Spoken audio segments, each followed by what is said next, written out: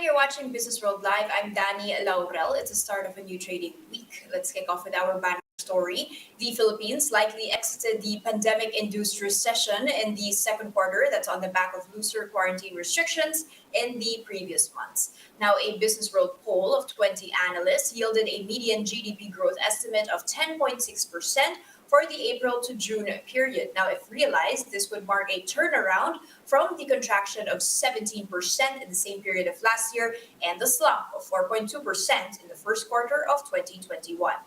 This would also be the fastest year-on-year GDP growth since the fourth quarter of 1988 and the first time that GDP registered growth since the last quarter of 2019.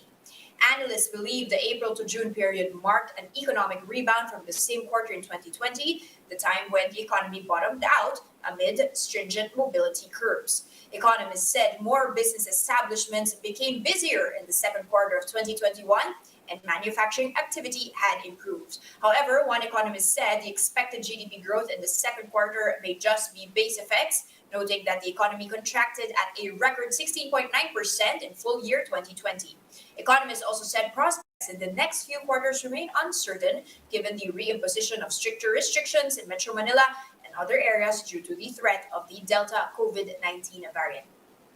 The second quarter GDP print will be released tomorrow.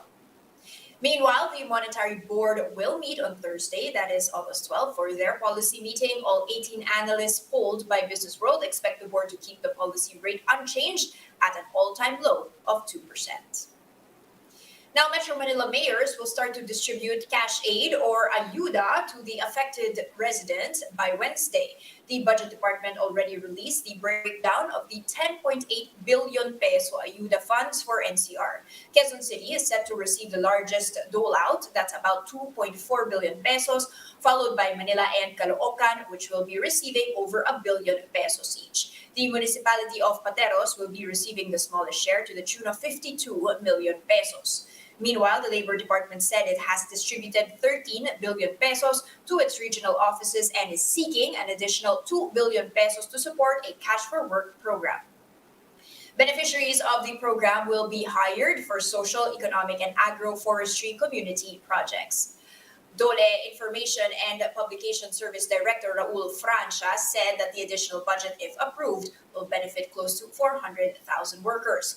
The government is rushing to put together aid packages in light of the new round of ECQ, which was imposed to deal with the spread of the highly infectious Delta variant.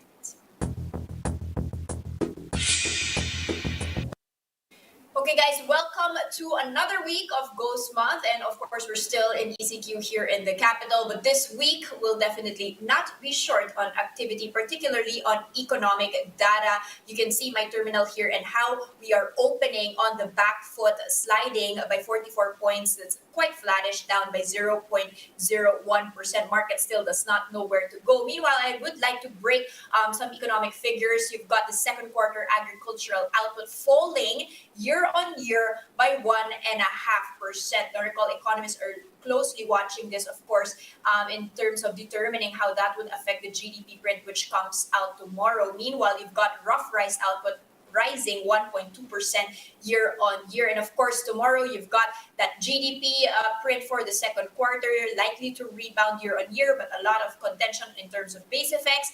Rate watch, that is on August 12 with the BSP. But not just us, you've got China and US as well. Inflation is out this week. Now, another thing to be watching out for is whether the index will be, following the correction that we saw week on week last year. We had declined for 4 straight weeks, and then finally gained 4.3% last week. But still, if you look at the year-to-date chart, you'll actually see that the PSEI has lost 8.4% year-to-date. Now, 2Trade Asia is saying that some investors might be inclined to look past this 2-week ECQ status, but looking as to whether this Delta variant will be, still spreading or will be contained, and looking towards vaccinations and whether that will be rolled out positively this, at least in this 2-week period. Let's take a quick peek at our sectors here. Quite mixed. You've got financials dragging down the index, that's down by 0.7%. Nevertheless, properties, industrials, and holding firms are in the green. And finally, just a quick peek here at our biggest movers for this morning. We're 5 minutes into trade. GT Capital leading the pack together with LGT and RRHI. On the downside, you've got DMCI and JG Summit still on the losing end. Now, here to chat with us, forward looking into this busy week, we have with us Matt Cabangon, President of AAA Equities. Good morning, Matt, and welcome back. Hi, Danny. Good morning. Happy to be here.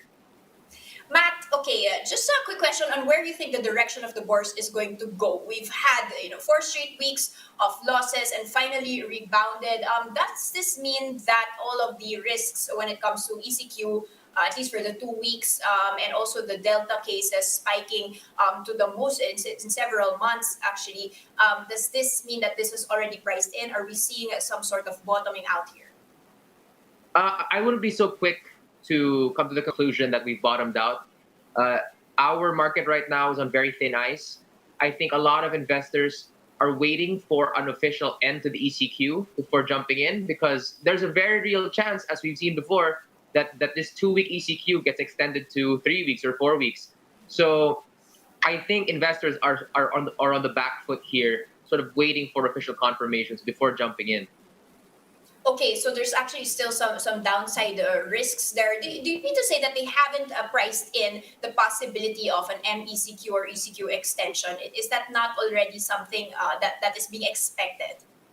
Well, I think the risk is certainly priced in, but until it's officially been announced, we're not going to see the full downside effect of that. So yes, while some people are expecting it, just until we have an official confirmation, I just don't think we see the full move happen in PSE stocks.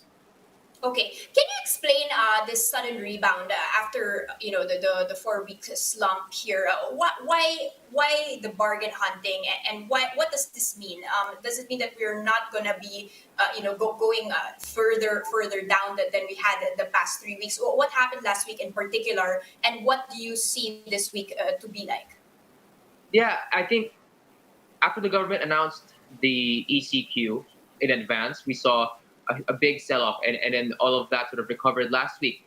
I think we here at the PSE have just sort of learned to live with ECQs, right? This is our third time seeing these extended lockdowns now. The last 2 times, stocks have been a buy, and we're sort of playing off that pattern where, you know what, things aren't so bad as it may seem. When stocks drop something, let's say ICTSI was at 150 or 160 2 weeks ago. We come in, we scoop it up, and now it's at 185.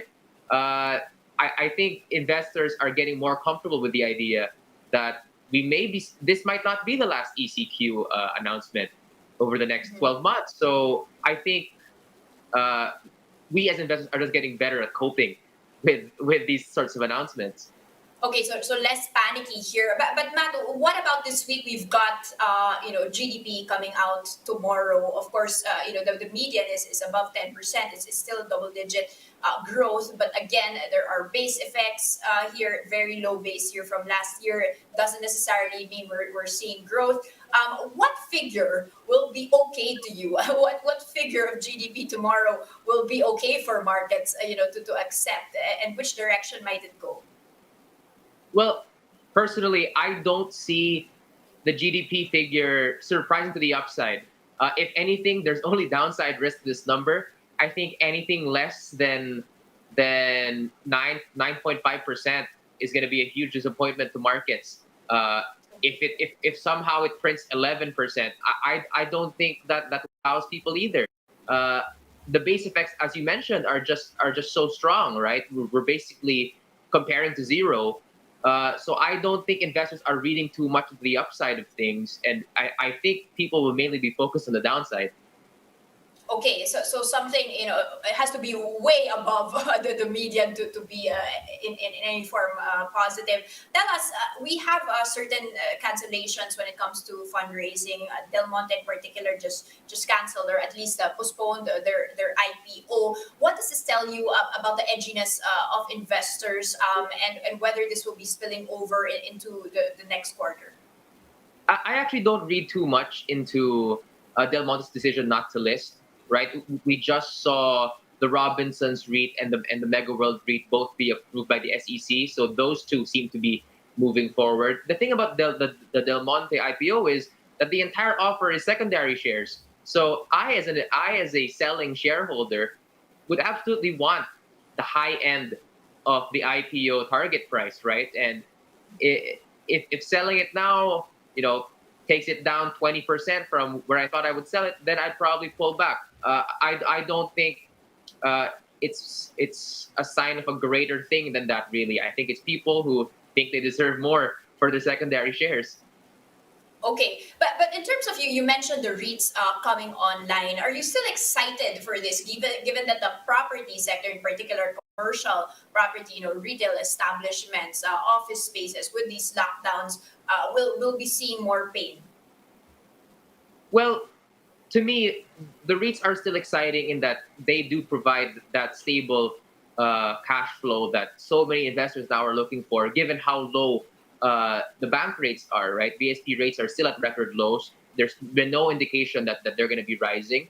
So the REIT does give some excitement, especially to institutional investors who are looking for something more than 2% a year. Um, Okay.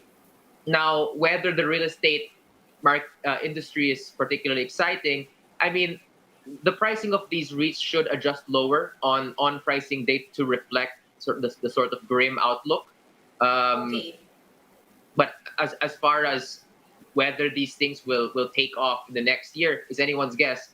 I think that's the kind of risk that investors are facing, and the kind of risk that will price into the IPO price to sort of bring it lower and bring it to somewhere that investors would be willing to jump in. Okay, so you do see some downside risks after pricing. Can we talk particularly about the Phil REIT? I mean, we do see A REIT particularly, performing really well when it comes to pricing. Not the same for Double Dragon. What about Phil Invest REIT? Well, I personally like Phil REIT quite a lot. Uh, the properties in their mix are very their exposure to pogos are very limited.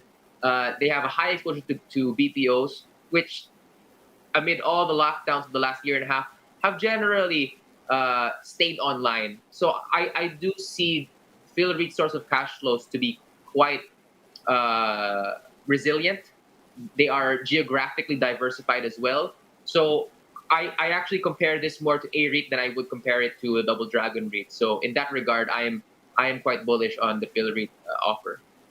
Okay, exciting. And finally, Matt, earnings season still underway actually, and we did see a couple of stocks jumping. You've mentioned them already. You mentioned ICTSI, but tell us which one surprised you here, and how does that speak about the recovery of the economy? Did you see any patterns in terms of sectors, or are these very stock specific?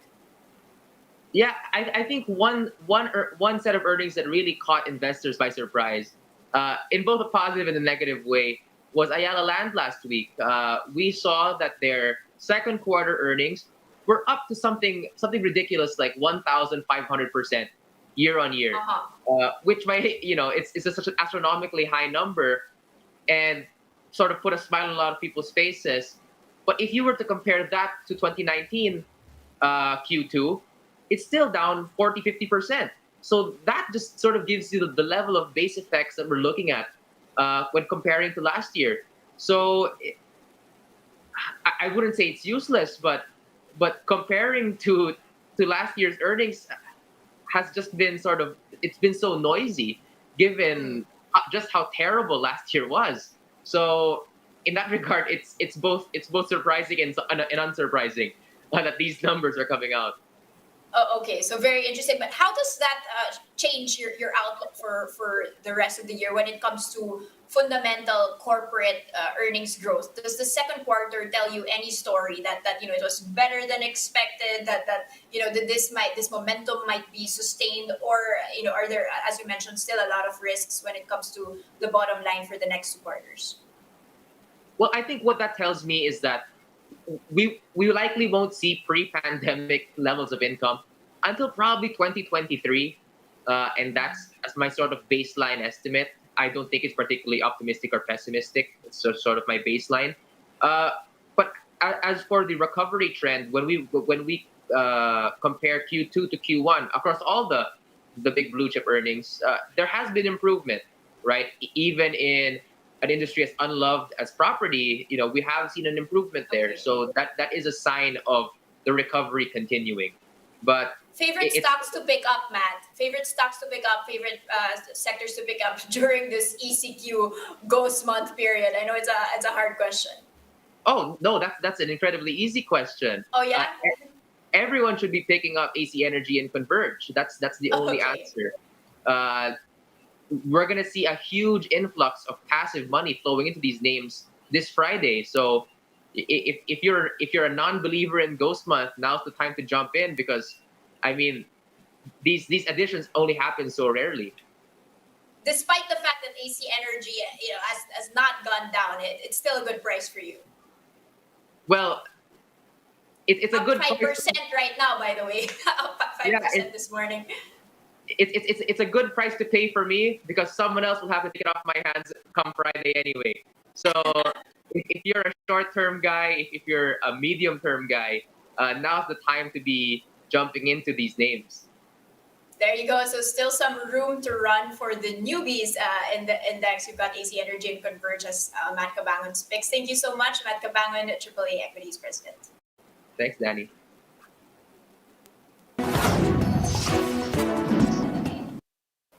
Here are the other headlines we're keeping our eyes on. The government has ramped up its borrowings in the first half of the year to 1.9 trillion pesos. That's in a bid to speed up the country's economic recovery. The Bureau of Treasury reports that borrowings increased by more than 12% in the first half of 2021 from the 1.72 trillion pesos recorded during the same period of last year. Domestic borrowings jumped by about 26% to 1.65 trillion pesos, which comprised mainly of T-bonds, retail T-bonds, loans of the Bangko Sentral, and T-bills, while external financing fell by over 31% compared to 2020 after the Treasury repaid a total of 160 billion pesos of foreign loans. Gross borrowings in the first half accounted for 64% of the 3 trillion pesos the government is planning to raise this year from local and foreign lenders to plug its budget deficit, seen to hit over 9% of the GDP. The government plans to begin construction of a 12-kilometer segregated bus lane from Manila City Hall over to Quezon City. That's by next year or early 2023. The Metro Manila Bus Rapid Transit Line 1 is expected to be completed sometime in 2023. It is projected to serve close to 300,000 commuters daily once completed. The World Bank is funding that project, which is being implemented by the Transportation Department in coordination with the Manila and Quezon City governments. And that's a first look into the business day. Today is Monday, August 9, 2021. Catch Businessworld Live for the market close. That's at 3:15 p.m. today. I'm Danie Laurel. Mask on, wash hands, stay safe, Philippines. We are One News.